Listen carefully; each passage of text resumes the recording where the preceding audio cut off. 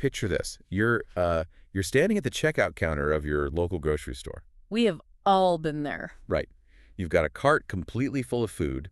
The cashier gives you the total, and you casually pull out your wallet. Just muscle memory at that point. Exactly. You reach for that one.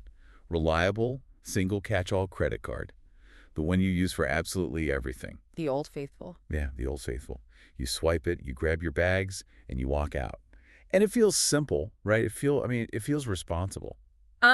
Sure. It feels like you're doing the right thing by keeping it simple. But what if I told you that by relying on that single piece of plastic, you were leaving hundreds, maybe even thousands of dollars on the table every single year? It's a really tough pill to swallow, especially for a lot of people who pride themselves on being financially savvy. Oh, totally. Because we're conditioned to find one good financial tool and just stick with it. Yes. For the sake of simplicity. Right. Set it and forget it.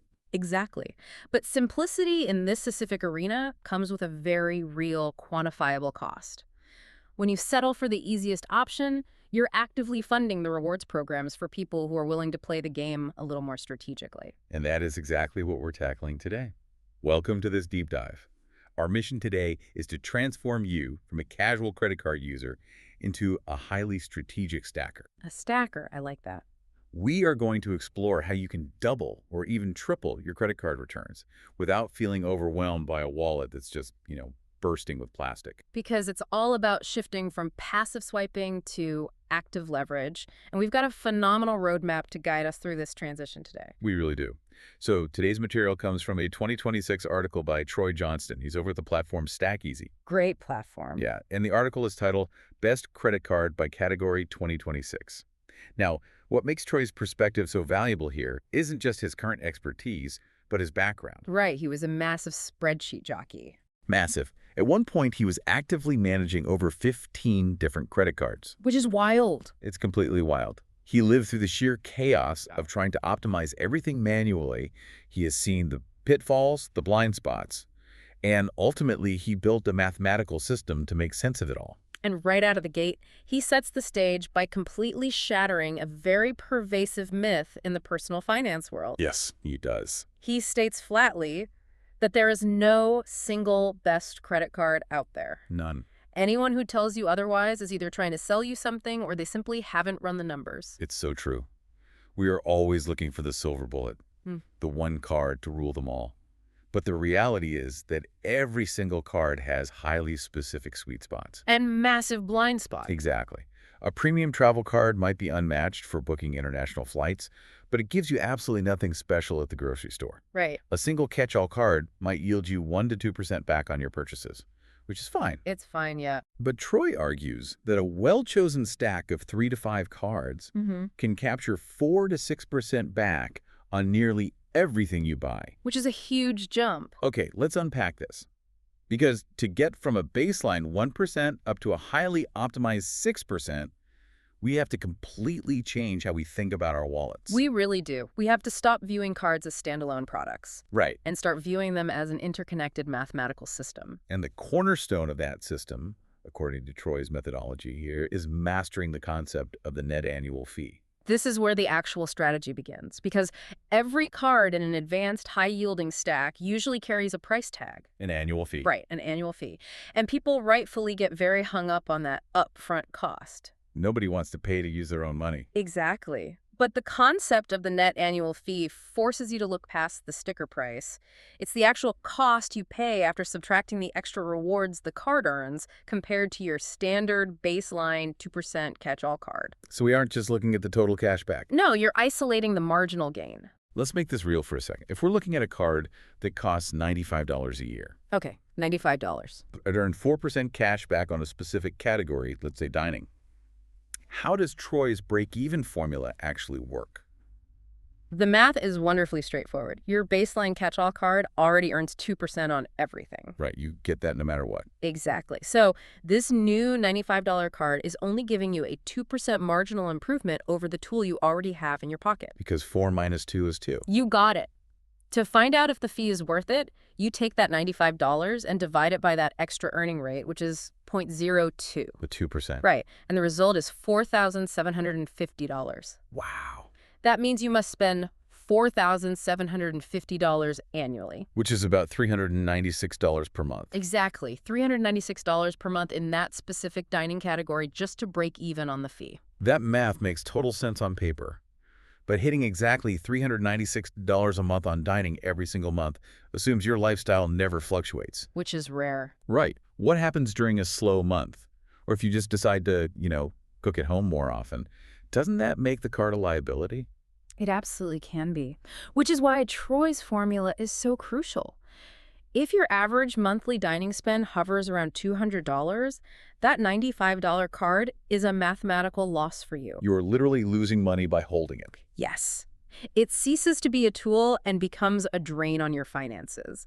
The formula requires you to be brutally honest about your actual spending habits. Not your aspirational ones. Right. You need a solid margin of safety above that $396 break-even point for the card to genuinely earn its keep. It takes all the emotion and all the flashy marketing right out of the equation. It really does. When you see a commercial with celebrities telling you how great a premium card is, you don't have to wonder if it fits your lifestyle. You just run the numbers. You plug your own average monthly spending into that formula, and it tells you immediately if you're the target audience or if you're the one subsidizing the rewards for someone else. It replaces marketing vulnerability with mathematical certainty. I love that.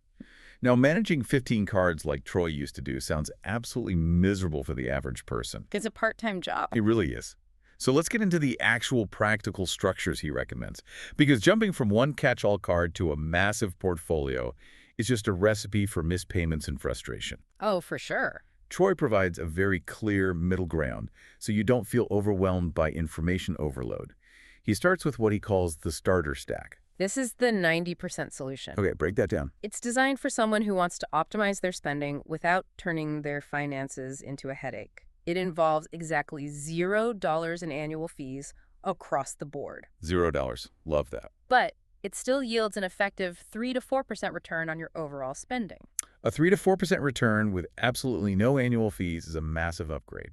And it consists of just 3 cards, right? Just 3. Okay, so card number 1 is the Citi Custom Cash. This card is brilliant because it automatically gives you 5% cash back on your top spending category each billing cycle. Up to $500 a month. Right.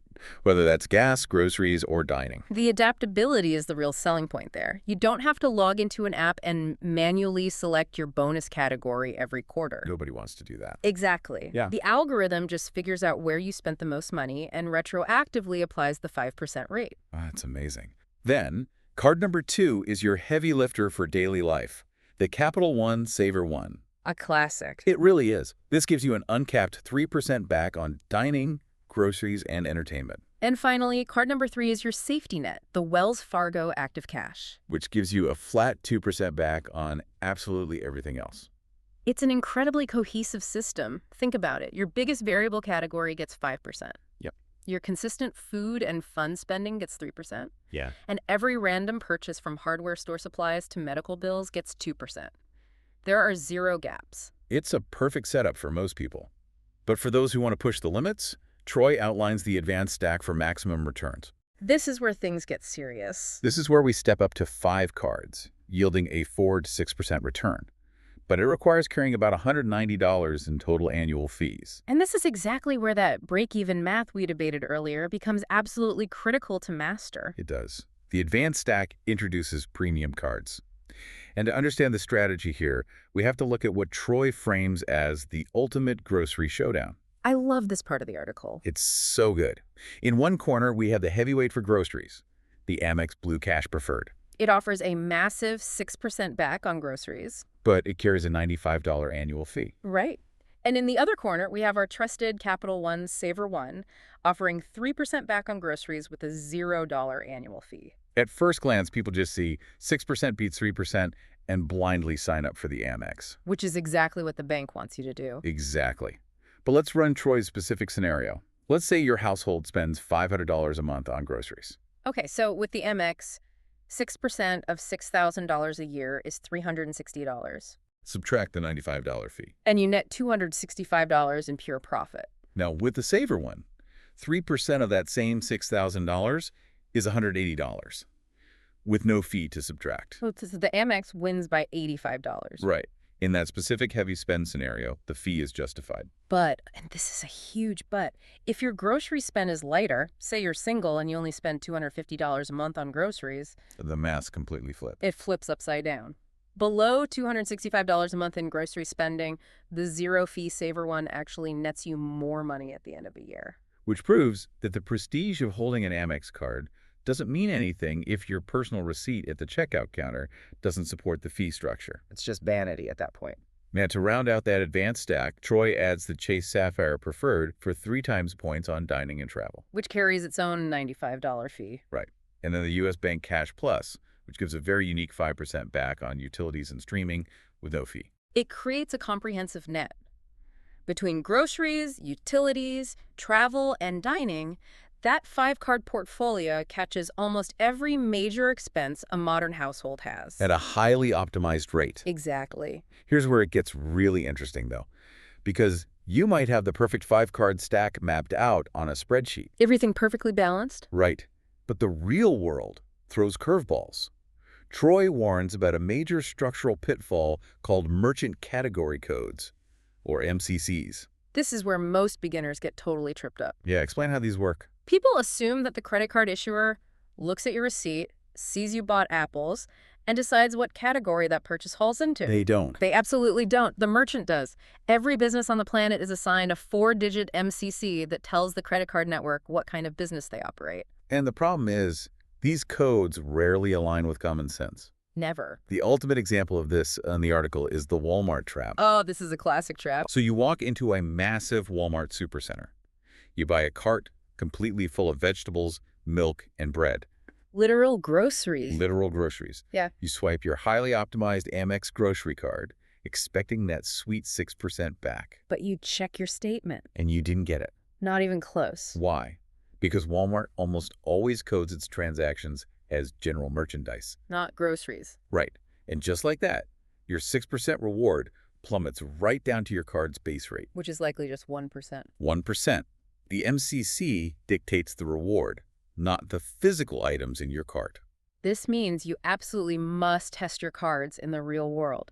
You have to check your statements and verify that the merchants you actually frequent code the way the marketing brochures imply they will. It's a crucial warning. Your spreadsheet means absolutely nothing if the MCC doesn't match up. Yep. Now, beyond the traps, Troy also includes some incredible rapid-fire category hacks that show just how deep this rabbit hole goes. He really geeks out here. He does. Let's talk about travel points, specifically with that Chase Sapphire Preferred card in the advanced stack. Right, so the Sapphire Preferred earns points rather than straight cash back. And the secret to unlocking massive value here lies in transfer partners. Okay, how does that work? If you earn 3 times points on dining, you could theoretically just redeem them for cash at a flat rate.